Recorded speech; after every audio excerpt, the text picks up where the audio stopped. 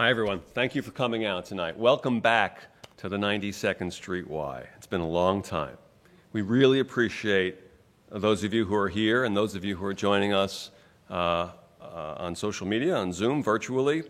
And we really appreciate the support that you've shown the Y financially and in so many other ways in attending numerous events, virtual events, since the start of COVID. The Y is one of the jewels of New York City. It's been a tough time. It's no secret for everyone. And we're inching our way back. We've got the variant now. We're dealing with that. But we so appreciate you coming out. We so appreciate you joining us virtually. And little by little, these events are happening at the Y, and we so appreciate your support of the Y. Now, much has been written and said about September 11, 2001. There's been a lot of wonderful reporting about that terrible day and its aftermath, both in print and in broadcast. Blind Spot, The Road to 9/11, the podcast, to my mind, second to none. With Jim O'Grady as its host and anchor, it has all the elements of great storytelling. It has tragedy, of course.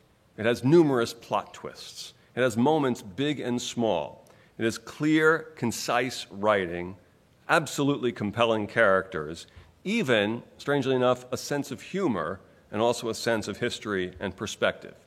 Now, if you've listened to the podcast, you know of what I'm talking about. If you have not listened to the podcast, and that's okay, that's not a crime, you have really something to look forward to when you do listen to it. Either way, I think you'll be intrigued tonight as we discuss some of the stories behind the story with Jim O'Grady.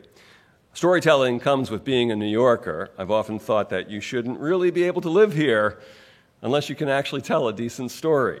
And when it comes to storytelling, Jim is one of the best. So, before we bring him on, let's hear a small sampling of Blind Spot, The Road to 9/11. It's been 20 years since the attack that changed our world. The 9/11 terrorist strikes seemed to come out of the clear blue sky of the day itself. They didn't. I said, this is it. This is the bomb. They did it. 9/11 was the result of a decades-long struggle with an enemy that often was hiding in plain sight on American soil. It's always easy in hindsight to say it's a big mistake. The system was blinking red. We just had to stop this one. From the History Channel and WNYC Studios, this is Blind Spot, The Road to 9/11. I'll revisit the evidence and question the people at the center of the story. He's an expert bomb maker. He's an expert plotter. Let's penetrate his cell and find out what's really going on. I promised him revenge. Listen to Blind Spot, The Road to 9/11, wherever you get your podcasts. Jim O'Grady.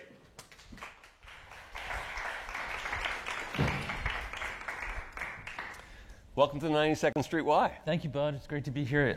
So I understand from the introduction that you have interviewed Wynton Marsalis. I have. And now you're interviewing me. I have. Oh, how you have fallen. And also, I just want to correct one quick thing. You said that it's not a crime to not have listened to my podcast. It was a weak moment. I'm sorry. So thank you for coming out. But the security guy who brought me in here is a former police officer, and he will be arresting you. There you go. If you didn't listen to the podcast. Yeah. And thanks to the audience that's joining us virtually, and because that's a big audience, and we appreciate both in person and virtual. Let's get right to it. This is, to me, is a brilliant podcast. It's brilliant writing and journalism. How did the project first come to you? Well, it's an adaptation of a video documentary that the History Channel paid a production company to make probably 4 years ago now. And they aired it on one of the anniversaries of 9/11. And this is, in their words, hardly anybody saw it. And because it just got lost in the programming that just floods us around the anniversaries. And so they have been looking to move into podcasting, and they reached out to WNYC Studios at WNYC where I work, and they said, could we partner with you to adapt this into a podcast? And this idea got to me, and I said, that's a terrible idea. I already know this story. I know this story in and out. I was in New York when it happened, and I reported on it for the New York Times. And they said, just watch the documentary. And I did, and I was so pleasantly surprised. Why? Because they talked to the players. They talked to the eyewitnesses, and they talked to the decision makers. They talked to people at the top of the CIA and the FBI, and in the White House, Richard Clarke, Clinton's national security advisor. They talked to Osama bin Laden's childhood friends. They talked to Arab journalists who knew this world inside and out. And they found Emad Salem, the star of the first 4 episodes of this podcast, undercover agent, who's just one of the most amazing characters you'll ever see. And so that convinced me right away that there was potential.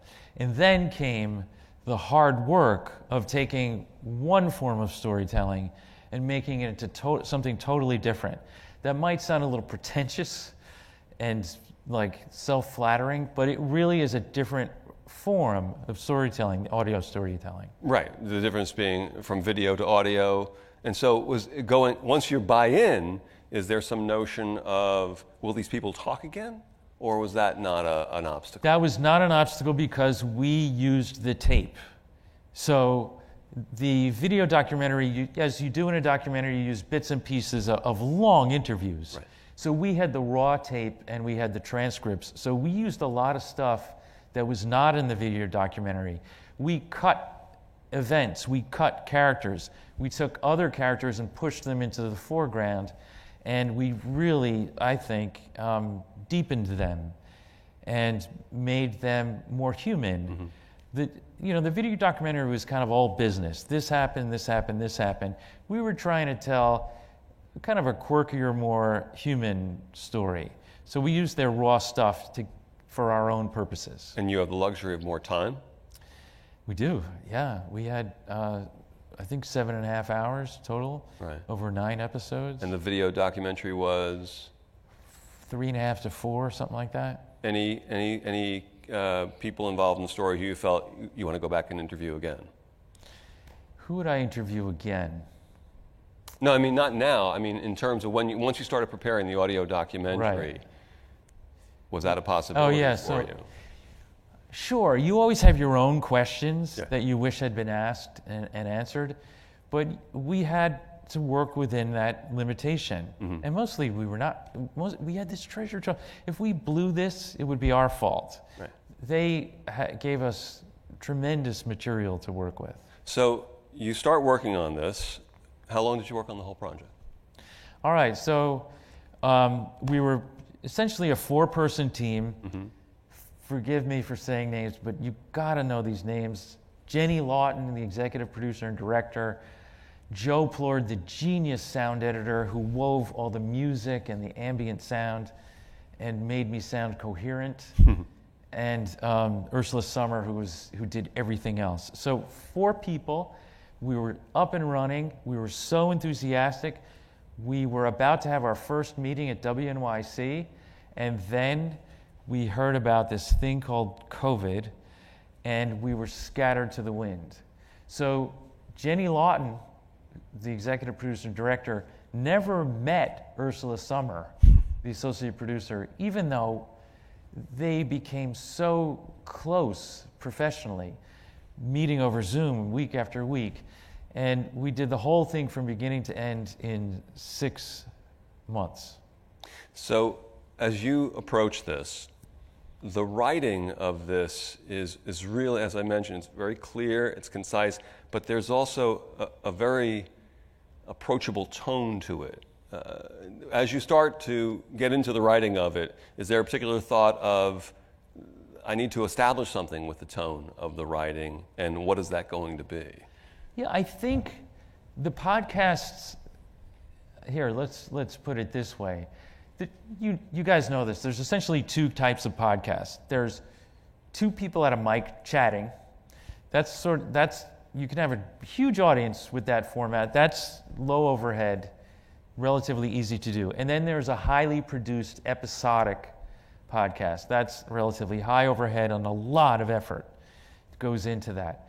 And of that kind of podcast, the ones I like have narrators that feel like they're confiding in you, that feel like, this is something of a cliche, but you're sitting with them at a bar and they're just telling you a yarn, you know, while also moving it along and, you know, telling it a story really crisply. So that plus just having confidence in your own voice, in your own style, and just not trying to dampen that down. I'm thinking of someone when I first started in radio. I had a colleague who had been in public radio for years, and he was so familiar to me from the radio, and he had a deep baritone voice, and he would bring it down at the end of each sentence so as to bring authority to everything he said. And it was just how he was trained, but it was certainly not conversational. So I think a good podcast host gets away from that and just talks to his friends and associates. You had been at WNYC for a while prior to the start of this project. Yeah. Did you have any question whether your voice is great on the radio for its storytelling? Did you have any self-doubt, or did you wonder, will my voice be appropriate for the story we're trying to tell here? Okay, but I'm Roman Catholic. I have nothing but self-doubt. Wow. I didn't know until just now I was apparently Roman Catholic. So there you go. Yes. Yeah, right. But over the course of my career, now 11 years at WNYC, I've been trying laboriously. I've been trying very hard to make it sound easy, if that makes any sense. Yeah. So I felt like I could do it. But you know, when you're listening to a podcast, you hear someone talking to you, they know what they're saying, a piece of tape flies in, another sound, music stitches you and moves you along. The fundamental of that is the person narrating, and that was done, at least in my case, alone in a room in an inn in the Hudson Valley. So that's what you have to do as you're just sitting there at your desk. You have to really imagine the audience, you know, a little like this now. The lights are so bright I can't even see you, but I sense you're there. So you have to somehow summon it from within to have a connection from an audience that's not, with an audience that's not literally there, right, but convey the sense that you are speaking to them directly. One of the beauties of the podcast is that, and I was listening to it pretty intently, and would then, after each episode, write an email to Jim that had a couple of specifics. It was all... It's true. It was. I was really enthralled with this thing. But one of the beauties of it is that, and this is kind of a New York thing, we get that the story is tragic. No one needs to hit us over the head with that. We all understand that. And yet there are moments of humor in the podcast and in the writing. And there are examples, without giving everything away, because if you haven't heard it, I want it to be a surprise to you. But for example, in episode 1, you used the great phrase from Midnight Cowboy, "I'm walking here." I'm walking here. Right? And then there, in episode 5, about one of the characters, and you say, you know, all press is good press, even if you're notorious. So there are clearly moments that are going to make us smile or, you know, get a chuckle out of us. In that sense, is there like a line, an intangible line that you know, okay, I can go up to that line, but I really can't go past that line? It has to be in service of the human. You have to be illuminating something about the human being you're describing. Mm-hmm. All these events obviously were authored by human beings, and human beings are weirdos sometimes. They're quirky, they're fallible, they screw up or they have pretensions, and you can get a little humor out of that, you know? Like, so, all press is good press. Ramzi Youssef, a bomber, when he was arrested, the FBI apparently in a safe house in Karachi, I think it was Karachi, they found a Time magazine open to the page with his picture. So how human is that, you know? This, on the one hand, we think of this guy as like, at the time, Mary Jo White, U.S. Attorney for the Southern District, said, you could make a legitimate case this is the most dangerous guy in the world. This is a master criminal, an evil guy. And yet, he's vain like the rest of us. He had his picture in a magazine open on the bed next to him. He asked his FBI, the guy who arrested him, that he wanted a nice pair of clothes when he got off the plane in the United States. So humans are just like that. Yeah, you can do that. You have a number of really compelling humans as characters in this story. We can't get to all of them tonight. I wouldn't want to, because again, I want to save it for people who have not heard the podcast yet. But Iman Salem is at the forefront of at least the first half of the podcast. And how long was it, as you start watching his interviews, before you realize, oh, this guy is a star? You know, it wasn't until I read the transcript of his full interview and listened to the tape. In the video documentary, he certainly stands out for what he did. But he's just one of many players that lived this adventure. But when the more I delved into his story, the more I wanted to push him to center stage. And that's what we ended up doing.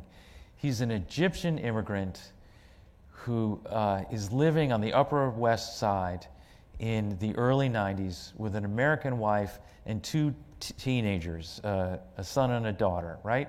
So to me, as I got to know him, I read his self-published memoirs.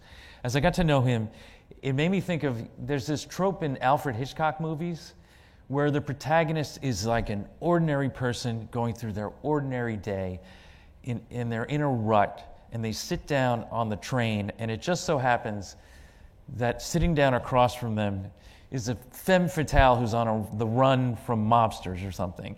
And this person is not about to transition out of his daily life. He's about to be yanked out of his daily life. And that's what happened to Iman Salem. He was the head of security of a midtown hotel, not a famous hotel, a medium-sized hotel. I'm sure he took this, he made breakfast for his kids, kissed his wife, who was a jeweler, went to this hotel day after day, year after year. And then one day, FBI agent Nancy Floyd just walks into his office randomly and says, "Can you help me keep an eye on some of the Russian mobsters that stay in your hotel?" And that was the Alfred Hitchcock moment for Iman Salem. He had been a colonel in the Egyptian army. He knew spycraft. He knew electronic eavesdropping. And if you read his memoir, as I did, this is how you flesh out a character. You understand that he wants to be in the game. He wants the action. And at this moment, he's a dad and a husband on the Upper West Side. So when this woman from the FBI walks in, he's basically ready to say, "Here I am. Whatever you want, I will do it." And he wants the game not because he's some kind of gunslinger, but also because they had killed Anwar Sadat, his president. Yeah, so that's the beauty of bringing a rounded character to life. He has more than one motivation. He does want to be in the game because he's a gunslinger. Okay. He does want to be in the game because he has these skills that are lying dormant.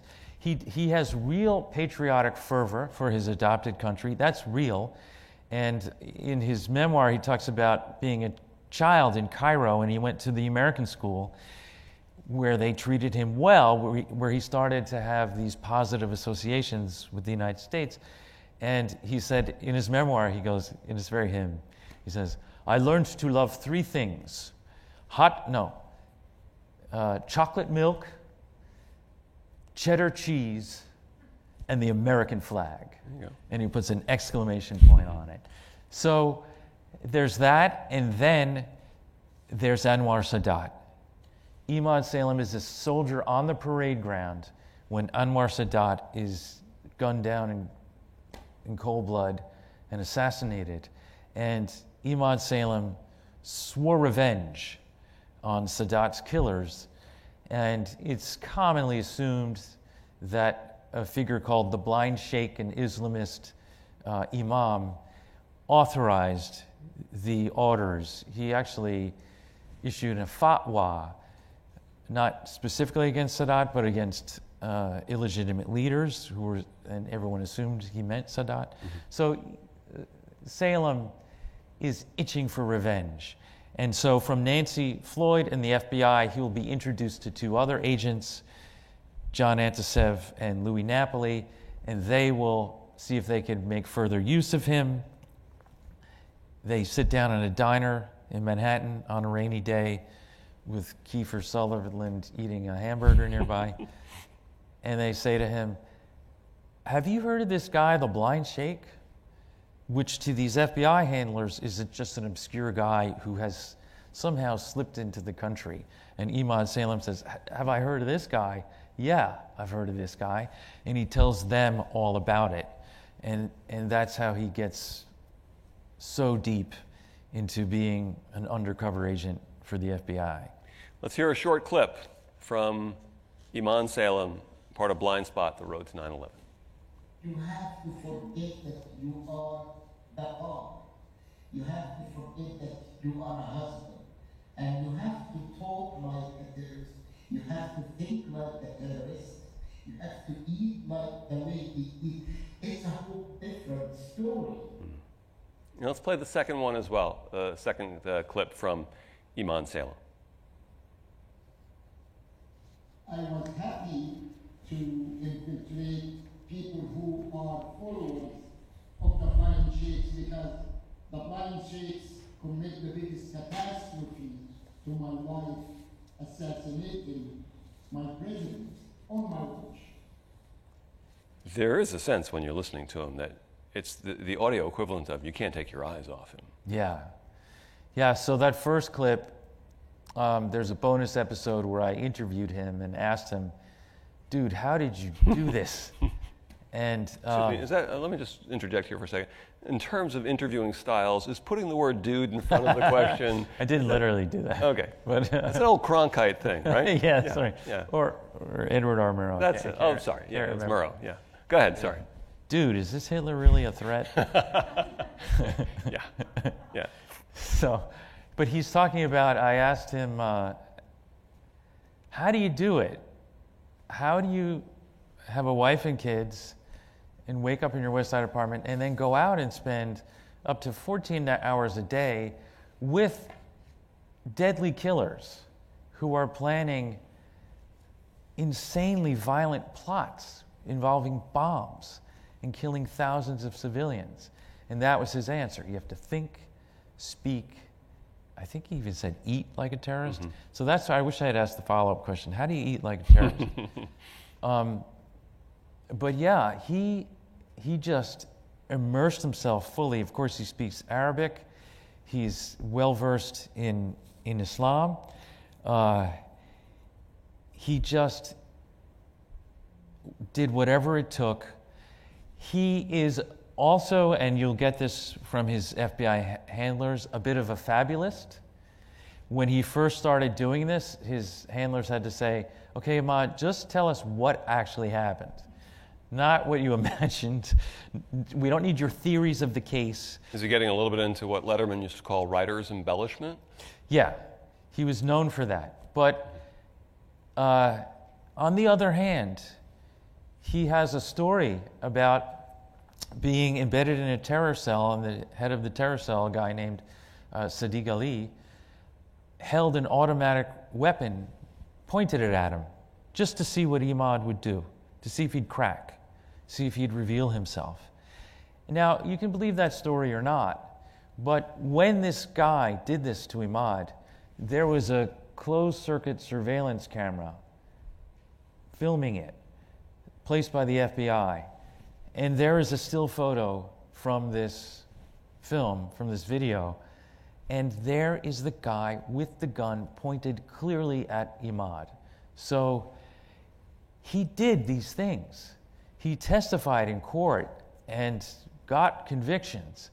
So whatever you want to say about him, he's been criticized in various ways. He did extraordinary things, and there's no question about it. And there's also sacrifice here, and especially in that episode, that extra episode, when you talk about he and his family. I mean, this is not something you just do and then come back the next day and, okay, do you need me, is today garbage day or tomorrow garbage? I mean, he really, in terms of his family and the effect on his family, right, it was a sacrifice.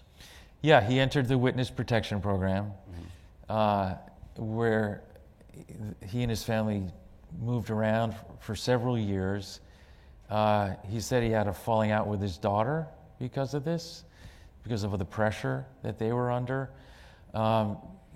Because he is an expert in security himself, he left the witness protection program and he sort of runs his own witness protection program now for him and his wife. When we spoke, he was somewhere on the eastern seaboard, and while we were speaking, this got into the episode, he and I were just talking, and there was this disembodied female voice saying something like, "Intruder, intruder." And I was like, "Ahmad, you need to take care of that." And he goes, "No, I have a bank of monitors next to my desk where I'm talking to you, and I could see every point on my property, and that was just a jogger going by." So he still lives this life because of what he did for this country. There's a price to pay for doing the right thing. In his case, yeah. There is, again, without going into each and every episode, chapter and verse, because if you've heard the podcast, that's great. And if you are going to listen to it, I highly recommend it.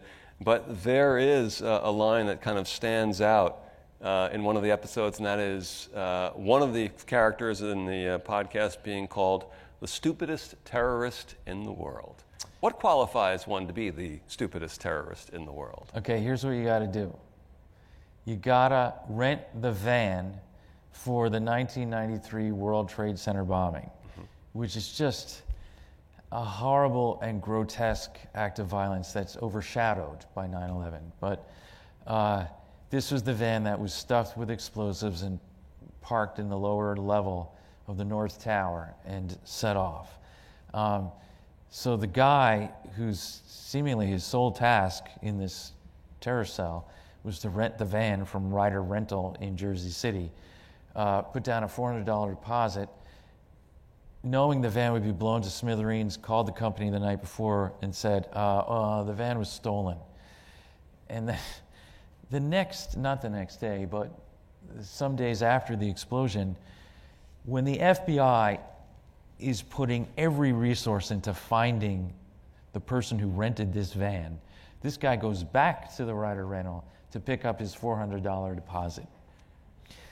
So in the interim, the FBI had found the VIN number on the van, and one thing has led to the other.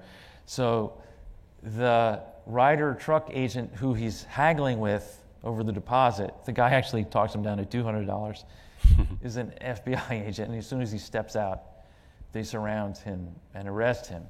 And once that happens, then they're able to roll up the rest of the guys that did the deeds, except for the mastermind, Ramzi Youssef, who puts on a nice suit of clothes and gets out of town on Pakistani Airlines, I think it was called.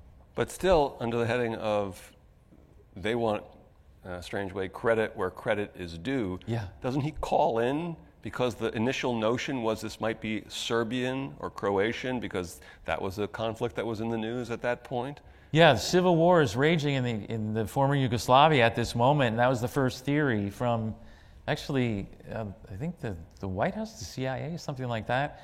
And so it comes out on news reports on television, and Ramzi Youssef is sitting in the waiting area for his flight to freedom, and he sees this report, and he gets on the phone. He calls an NYPD tip line, and he doesn't identify himself. But he says, "No, you got it wrong. I did it. I did it." And that's also what he said when he years later, got caught. Right. He was proud of what he did and why he did it. He said, "I did it." And in the terrorism world, this guy, John Miller, a former NBC and ABC TV reporter, described him as the Mozart of terrorism. And that's not an exaggeration. Ramzi Youssef had so many technological breakthroughs in the ability to create and blow up and smuggle bombs. He was a genius at those dark arts. Miller is another great character in this story, and we'll get back to those great characters in a second. I want to get back to you and the process of the podcast. So you have this material. You're in. You got it. You got over your initial, wait, what else there is to tell about 9/11? You're doing it, and halfway through the process, you're here. The other people you're all dealing virtually with each other. Right. You've got the material. You're writing. You're editing with the team. Is there a sense of, oh, this is going to be great? This is going to be, we've got something really special here? Or is there any sense of, is this going to fly? Well, Bud,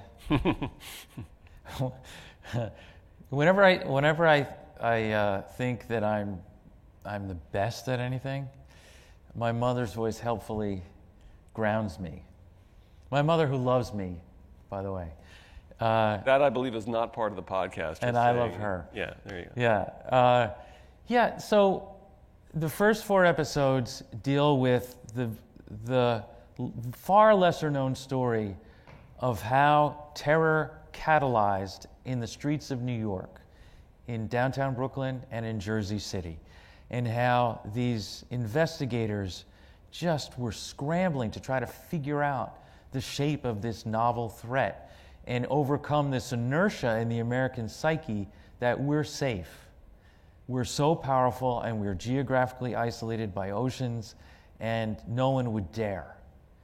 And it just was a mental exercise to get over that idea that an ideology can skip an ocean and land on our shores. People can be activated by it and they can start looking for targets. And because of modern technology, they can do serious damage. So that's what the first 4 episodes are about. And then at the 5th episode, we sort of do a turn where we go international and we talk about the Twin Towers as a symbol to the rest of the world, how it was a uniquely powerful symbol, which is what made it a target for jihadists. And we talk about Osama bin Laden and his upbringing, and we start to broaden it out. And the background music to all of this is the Afghan War in the 1980s, when Afghan rebels, aided by Arab fighters, including Osama bin Laden, repulsed the invading Soviet army, which created this idea that we, with our belief and with our ability and willingness to fight and die, can topple empires. And the next one will be the United States for its role in propping up governments that we loathe in countries like Saudi Arabia, where bin Laden was from, and Egypt, where the blind sheikh was from. Does that answer your question? Yeah, it does. It absolutely does. Can I tell you one thing that struck me? How about it? When researching the Twin Towers, and then researching Osama bin Laden's life, it took. Here's what the thing that sort of started to ring a bell. Osama bin Laden's childhood friend, he's describing how he was an ordinary kid growing up in Jeddah, Saudi Arabia. He didn't like to play sports. He liked to have Quran reading quizzes. But at one point he liked to drive a fast car. And he said, Osama bin Laden grew up Rockefeller rich. And that was so striking to me, because there's rich and then there's Rockefeller rich. And there's a difference. Osama bin Laden's father was the richest man in the Persian Gulf, outside of the royal family members. He was Rockefeller rich, and with that automatically comes power and the arrogance and the hubris that you are entitled to change the world, to make the world on your own terms. So it took a David Rockefeller to level an entire neighborhood in Lower Manhattan and put up these soaring cathedrals to commerce, to international commerce. He had to have that idea, number one, and number two, believe that he could do it, and number three, leverage it to make it happen. Oh, very few people in this world, besides Osama bin Laden, could have the converse, the mirror image idea that I should knock those down. Because I'm Rockefeller rich, I get to decide big things. And that's what I've decided.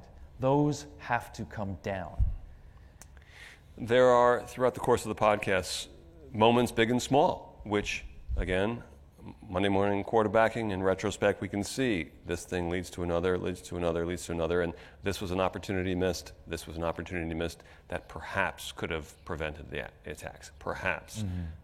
Among those stories, one subplot, and it's not a new one here, is the notion that perhaps the FBI and the CIA are not always on the same team, which may sound crazy to us because they should be on the same team. How much of this story is about the FBI versus the CIA? A lot. Here's what I would say about that. They are on the same team. They were and they are. The 9/11 report famously concluded, I think if you've never read the report or know very little about it, you probably have heard of this, that the FBI and the CIA were siloed. They were competitive, they protected turf over certain cases, and they didn't share information the way they should have. Yes, that is shocking. But you have to also understand they are doing two fundamentally different things that sometimes puts them at odds with each other about how to proceed when it comes to investigating dangerous actors and preventing attacks. So, the FBI is a law enforcement arm. When they are going after a dangerous actor, they are trying to build a case that will stand up in court. They are patient, they're gathering evidence, they're gathering witness testimony, they're gathering documentation, and all kinds of things, all with an eye toward legal prosecution. The CIA is not interested in that. The CIA is doing what the CIA does to stop that bad actor, whether it's extradition, sometimes assassination,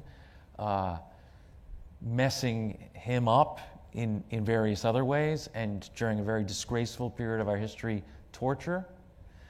So the CIA doesn't want the FBI to...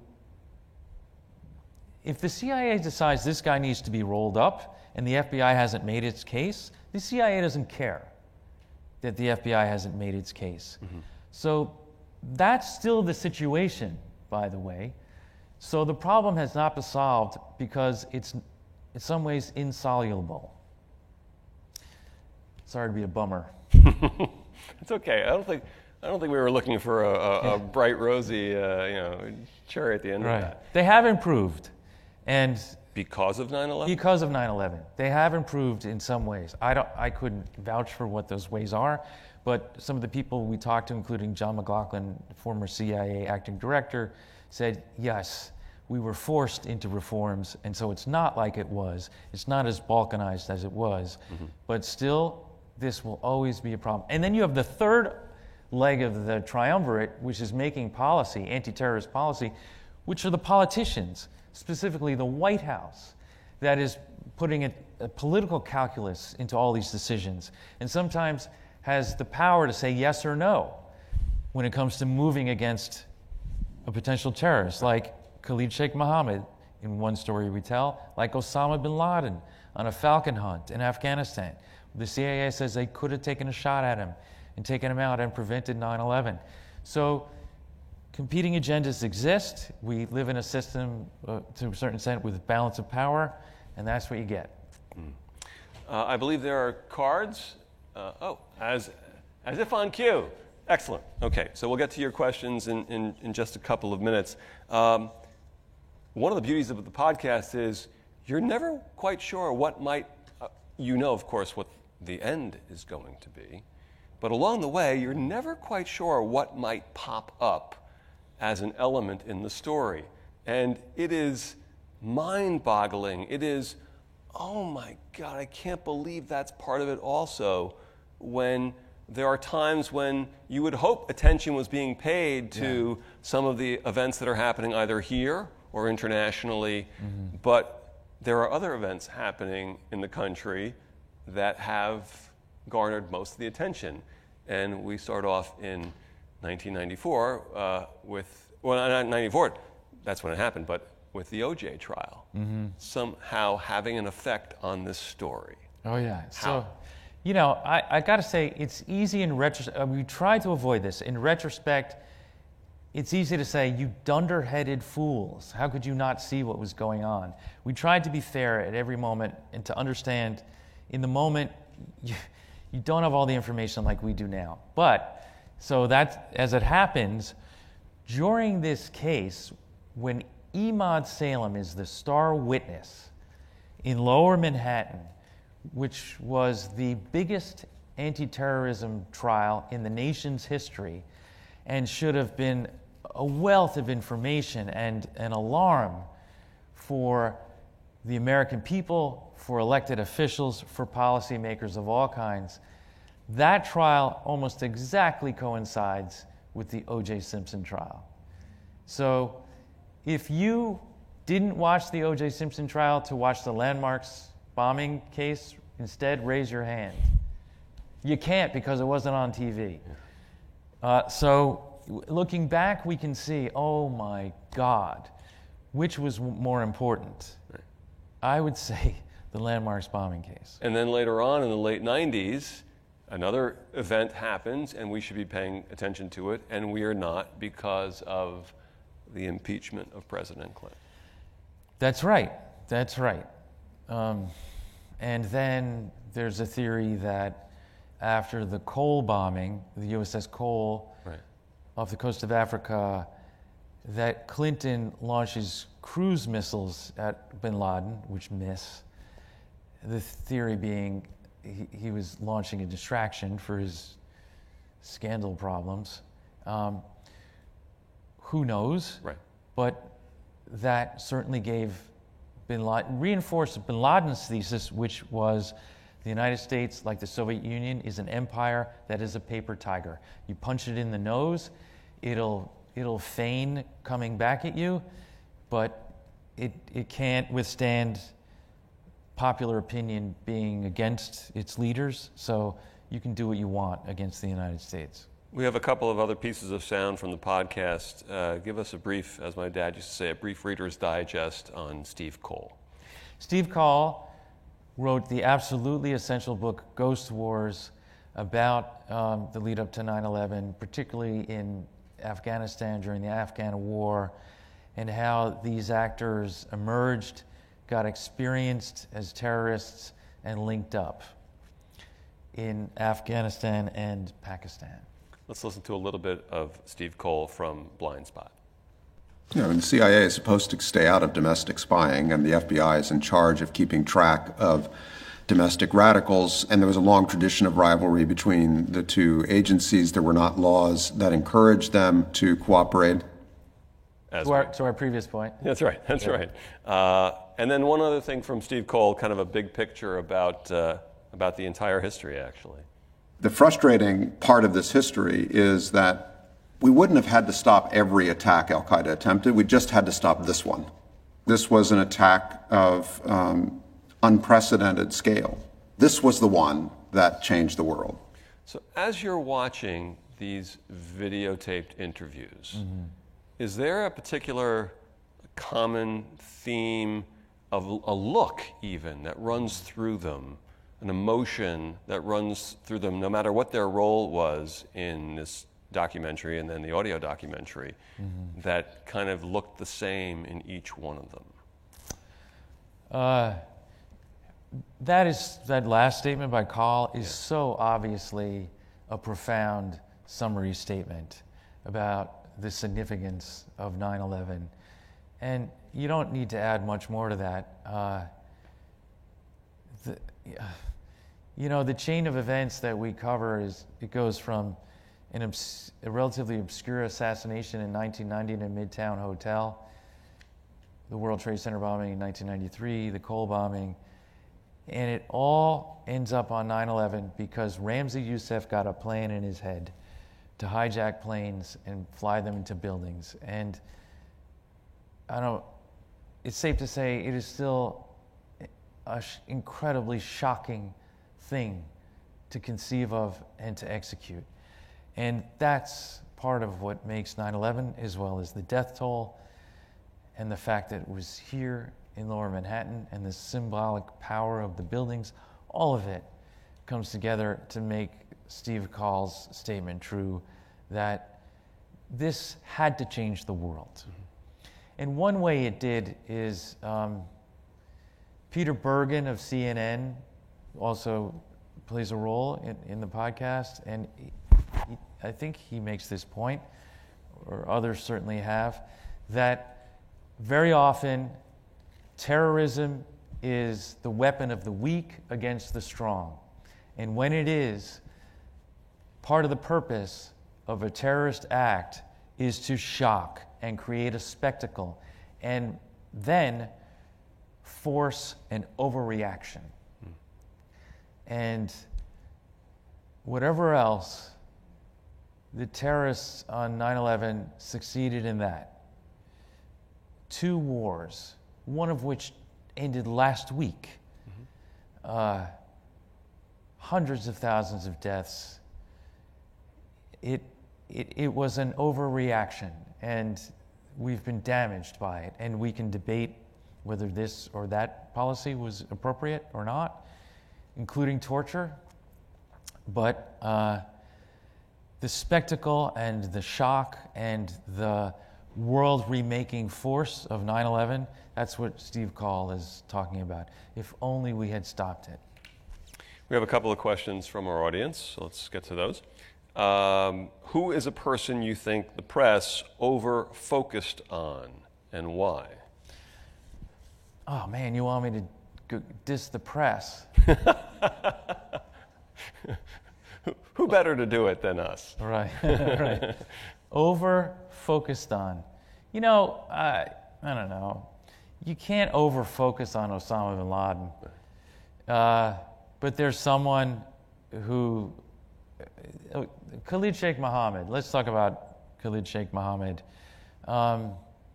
We try to make an effort to demonstrate that these guys, and we're talking about this, first of all, these are extremists and they're fringe and they have nothing to do with mainstream Islam, which is a religion of love and faith. These are ultra extremists. Even within that small set of bad actors, there are very different motives and mixes of motives. Bin Laden was partially religiously motivated. He was also highly motivated by power and, I would say, hatred, and the hubris that comes with great wealth that he spent on his endeavors and plots. Khalid Sheikh Mohammed had not, by all accounts, not a religious bone in his body, except to sort of have it as a veneer, given his circles. He was an operator. He took joy in running a program. And so in I think it was 1999 or maybe 2000, when he gets set up in Kandahar with Al-Qaeda and he can work full-time on his planes operation, he's fulfilled. That's what he's there to do, and he was the mastermind of 9/11. He was so committed to this plan that when bin Laden asked him to pledge bay'ah, or loyalty to him, and join Al-Qaeda, he refused, because he thought maybe bin Laden might chicken out, or Al-Qaeda might lose its nerve or move on to another plan. And I still want this thing to go through. I don't want to be beholden to this guy who can forbid me from doing this plot. I am doing this. It's almost like it's a little bit of a stretch, but like the Soviet states in Eastern Europe that were more Stalinist than than Russia. Yeah. You know, had to show how tough they were. Yeah. That kind of thing. Yeah. Another question from the audience. Can you say more about the implication of Saudi Arabia into 9/11? Oh my God. Let's hope we find out soon, right? President Biden just committed to declassifying files, some of which are strongly believed to be about the Saudis' role in 9/11. That's a huge topic, but those facts have not seen the light of day. Who is the great investigative journalist for Newsweek? Michael Isikoff? Mm-hmm. He's been on this case for years. He actually has a podcast about it. Go listen to one of his episodes. And the questions are, why were 15 of the 19 hijackers from Saudi Arabia? Who helped two of the hijackers that prepared to participate in the attack by living in Los Angeles for a couple of months? Et cetera, et cetera, et cetera. What role does our dependence on Saudi Arabia as sort of a Machiavellian ally have to do with the suppression of this information? So I don't know, but let's hope some of that is coming out fairly soon. We're coming down the stretch here, last few minutes. You choose to, and I don't think I'm giving away state secrets here, you choose to start the podcast with your own personal experience of 9/11. Was that an easy call for you to do, or did you have to think about that? Should I put that in? Is that an effective way to start the podcast? Obviously, at the end, you figured it was, but was that a tough call or not so much? I think, it's a collaborative act, making a thing like this. I think I just told that story to Jenny Lawton, and I think it stuck in her head, and at some point she said, why don't you try telling that on tape, again, alone in a room? And she liked it, and so we went with that. And looking back, I knew at the beginning we wanted to end on the morning of 9/11. We didn't feel the need to recreate that trauma. We wanted it to be about everything leading up to the morning. You all know what happened on the day. And so as we went on, it became clear to me that I wanted the final note to be about one person, instead of an abstraction of mass death. I wanted it to be about one single human life.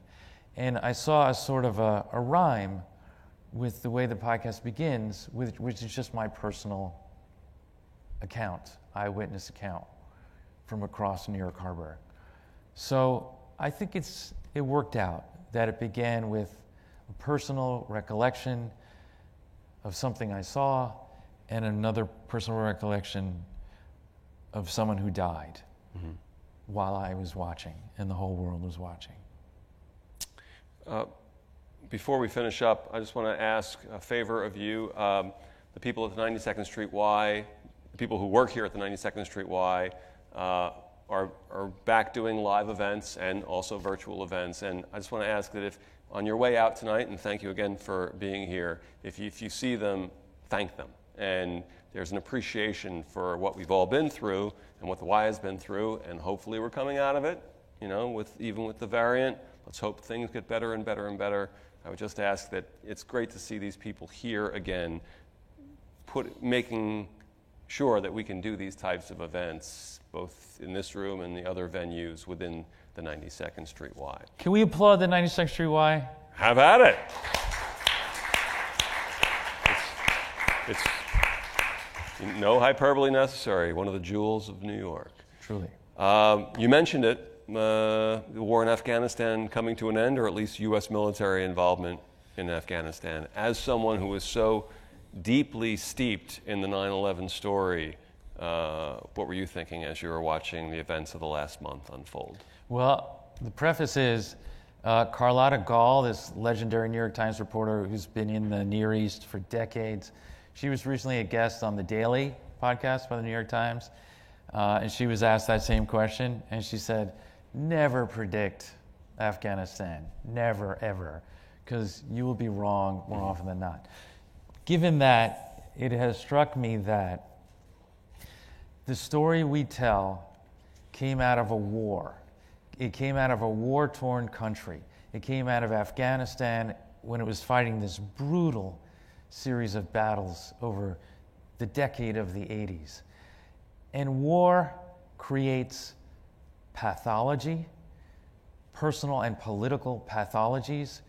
It creates extremism, and it creates a magnitude of capacity for violence. And that was the setting for what would become 9/11. Now, a lot of things had to happen in between, so I'm not saying that something similar is going to happen, but the Taliban are back in power in Afghanistan, and even more importantly, it's after 20 more years of not all-out war, but ongoing war. And the Taliban exists to a large extent to fight a war. Mm-hmm. And that's something that makes me a little pessimistic. Mm. What is going to come out of this now? Threats and extremism tend to come out of broken, war-torn states. It's one of the evils, of many manifest evils of war. It can spin off actors and ideologies that can go far afield and cause havoc. So I don't know what's going to happen, but it's a moment to feel some trepidation, I would say. And as we say at the end of the podcast, one thing that has not changed since 9/11 is the United States is still a superpower. We still do a lot of what we want to do around the world. Sometimes that's good. Other times it makes us enemies, bitter enemies. That has not changed. There are those out there who have us in their sights and would like to target us again. That's just the way it is now. Mm-hmm. This is our reality since 2001. Finally, you've been a journalist for a long time, and you've been steeped in this project, which first aired last year. Watching these interviews, writing to these interviews, putting these pieces together, these episodes together, do you think going forward in some way it will change you as a journalist? Oh, yeah. Yeah, I mean, any long-form piece or any story that forces you to report and report again and keep digging should teach you humility, that you don't know the story, that you need to keep asking questions, you need to keep going back to the tape, you need to find new sources of information, you need to think through it and revise and revise and revise. I knew that already, but that was completely reinforced by this process. And if I may say, to your early question, did I know it was going well at any point? And I'm not saying this just to say this. Bud was so nice. If you would get up early in the morning to listen to an episode when it dropped, and he would immediately write me. And his comments were actually very thoughtful and journalistically grounded, and he even complimented my jokes. Of course. Some of them. Yeah. So that's part of what buoyed me up in the making of this podcast. I'm not kidding. Credit to you. If you do a podcast about this incredibly terrible, tragic event and somehow manage to finagle in, I'm walking here. There's something to be said for that. Well, look, you don't need me to tell you that in this world when you can, read everything on your phone and talk to Europe on your phone, there's a lot of stuff being written and being broadcast. But there's a rare few pieces, both in print and broadcast, that are really saying something. And Blind Spot, The Road to 9/11, is really saying something. Those of you who have heard it, I would assume you'd agree. And if you have not heard it, I hope you will enjoy it. I think you will, because I think it's really journalism at its best. We thank you for it, and we thank you for being here tonight. Thank you, bud. Thank you so much. Excellent. All right.